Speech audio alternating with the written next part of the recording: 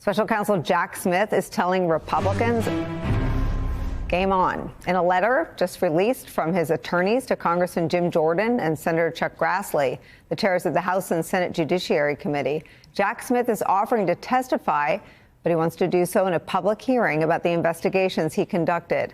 Jack Smith's attorneys writing this, quote, given the many mischaracterizations of Mr. Smith's investigation into President Trump's alleged mishandling of classified documents and his role in attempting to overturn the results of the 2020 election, Mr. Smith respectfully requests the opportunity to testify in open hearings before the House and Senate Judiciary Committees. Jack Smith's team added just one caveat, quote, he's prepared to answer questions about the special counsel's investigation and prosecution, but he requires assurance from the Department of Justice that he will not be punished for doing so. Jack Smith is making this offer to testify in full view publicly because and after Republicans have alleged for weeks now that Jack Smith's team unlawfully tapped the phone records of members of Congress who may have had a role in Trump's effort to overturn his 2020 election defeat. On that issue, Jack Smith defended his team and his investigation in a letter to Republicans on Tuesday.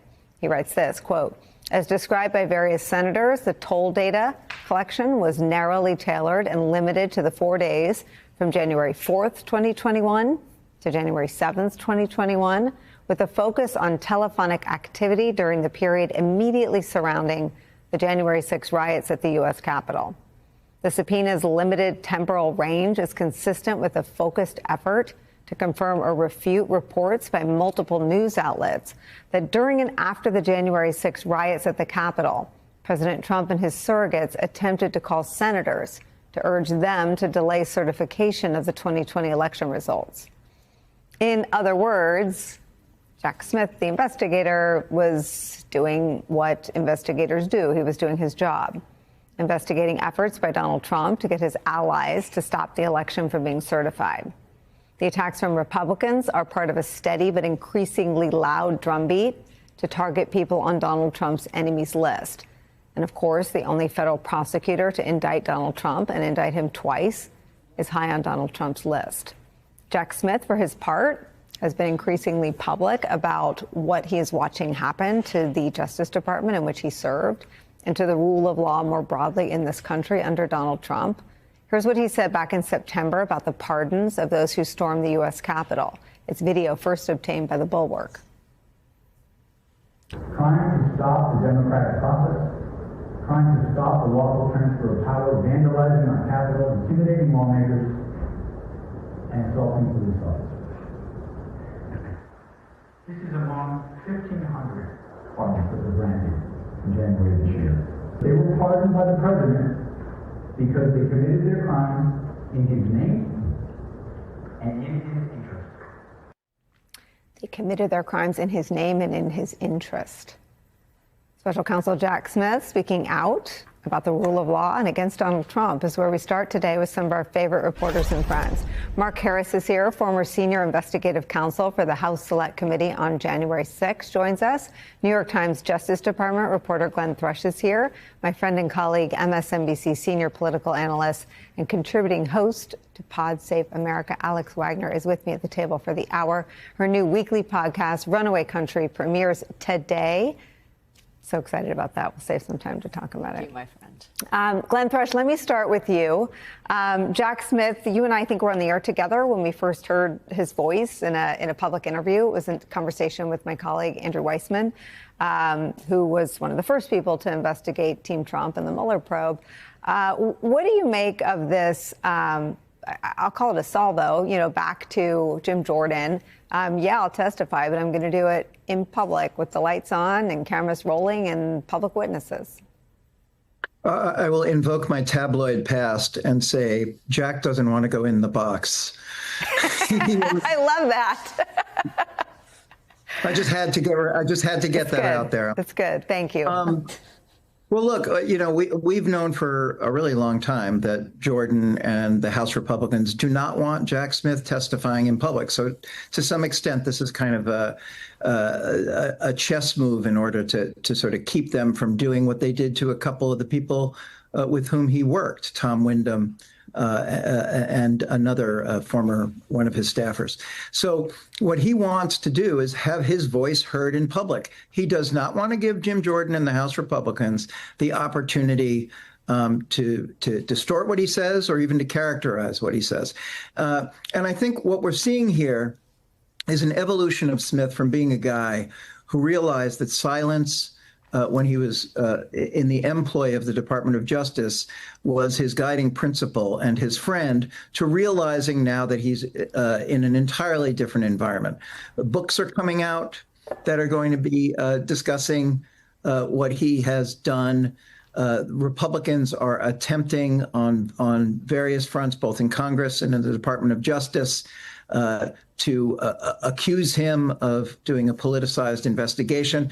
And I think he realizes that if he does not speak out and if he does not represent himself, he is going to be in a considerable amount of trouble. So to some extent, Smith, who is a guy who got the job initially as special counsel because he was viewed as an expediter, as somebody who was impatient to take action in whatever he did, whether he was going to decline a prosecution or proceed with the prosecution. You're seeing that same level of grabbing the bull by the horns.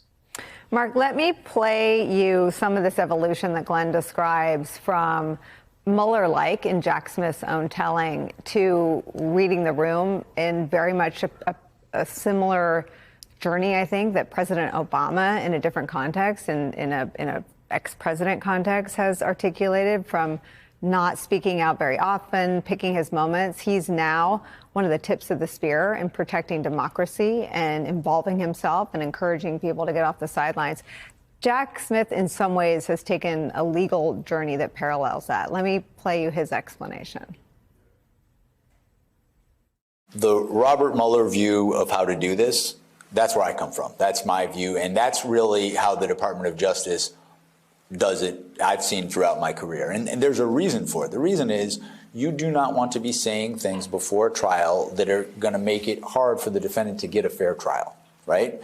You don't want to be sort of polluting the jury pool in your favor, saying things that they, because the usual case is a case where the government has a lot of power and has a megaphone, and the defendant most often doesn't.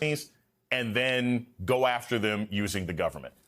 What do you think Jack Smith's strategy is here by saying, all right, pull up, I'll go first?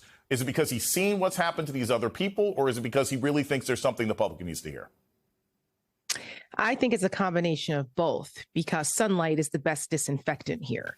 And the fact that Donald Trump is trying to whitewash and rewrite history about what happened. He's still going on and on about the 2020 election, despite the fact that we all know that he lost. He's now in power again. He can't let it go. So the New York Times had an explosive front page story about all these election deniers who are now in positions of power inside the Department of Homeland Security, who are actively toying with things that could potentially harm our elections going into the midterms, all because that is the mandate coming from Donald Trump. And Jack Smith is at the center of this retribution tour, because Jack Smith is a patriot. He was an honorable public servant who's given his entire adult life to the law and serving the public. And if he speaks publicly, it's very difficult to deny the investigative prowess, the facts. He can lay it out in a way, he's articulate. He can lay it out in a way that the American people have actually never heard before, because he handled that investigation with such integrity. He wasn't out there in front of the cameras all the time and sullying the process. He did his work, and so did his team. So this would be an opportunity to shed some light on what actually happened here. And I'm sorry, I'm putting my money on Jack Smith and his team and the truth versus what Donald Trump and his, henchmen have to say about the 2020 election. I want to play you some sound from Jack Smith. It's in a video from the Bulwark where he's talking about the rule of law being eroded, and get your thoughts on the other side. What I see happening at the Department of Justice today saddens me and angers me. Where the rule of law is eroding, friends of the president do not have to worry about following the same laws that the rest of us follow. One of my concerns is that we have had the rule of law functioning in this country for so long that many of us have come to take it for granted. When you have Jack Smith saying, hey, look, the rule of law is being eroded, and we see day after day after day after day this administration pulling back from investigation to be going 2, 3, 5 years, offering pardons to people who are in business with Trump or his family or his cronies one way or another. Is Jack Smith sounding the alarm on something that's happening, or has this pretty much already happened and we should be thinking about how to resist it? Well, he wasn't the only one sounding the alarm before the election in 2024. There were many of us out there, including people who worked for Donald Trump previously, who said, you cannot elect this guy. Do you understand what he's going to do to our democracy and what he's going to do to our institutional norms? He's telling us. They wrote it down in Project 2025, for goodness sakes. So, it's no surprise that Jack Smith, knowing what he knows and what he saw Donald Trump try to do and the people around him, what they tried to do, the level of corruption, the illegality, the disregard for the rule of law. Jack Smith knows firsthand. So I think that it doesn't take someone like Jack Smith to show us or tell us. We see what's happening in front of our very eyes. The absolute abject corruption and disregard for our Constitution and rule of law and our institutional norms is happening day by day, to the point now where we're literally seeing the demolition of our democracy right in front of us. The American people should not be okay with this. Absolutely should not be okay with this. And the fact that our elected officials on the Republican side, who also privately are not okay with this and haven't been, but are too cowardice to speak up and say, stop this, is just another reason why the No Kings rallies and the from the ground up grassroots anger of the American people has to. Didn't expect this. He did not expect Jack Smith to come out and absolutely drop that bomb, to get revenge. And to get revenge, not through anything sneaky, but blindsiding him by going directly at him, because Trump wasn't looking there. Trump doesn't actually think people will use the system as it exists to defeat him. But that's what's happening. Jack's like, yeah, I'll go under oath. I'll go under oath and testify about what you're doing and why I think you're doing what you're doing, and why I think it's wrong. So I'm going to keep coming at you, Donald. I'm not going to stop. And again, I don't want to speak for Jack, but I know he does not relish doing this, because he does not, he as a career prosecutor and things like that, he does not view politics as his role. Certainly not, get on your soapbox, get on a microphone, get in front of cameras, type politics. He views himself as like, I have my cases, I have my convictions. Of course, like any other human being, I'm sure he has philosophies and politicians he likes and doesn't like. Like he's a human, right? But that's not his job to share those opinions.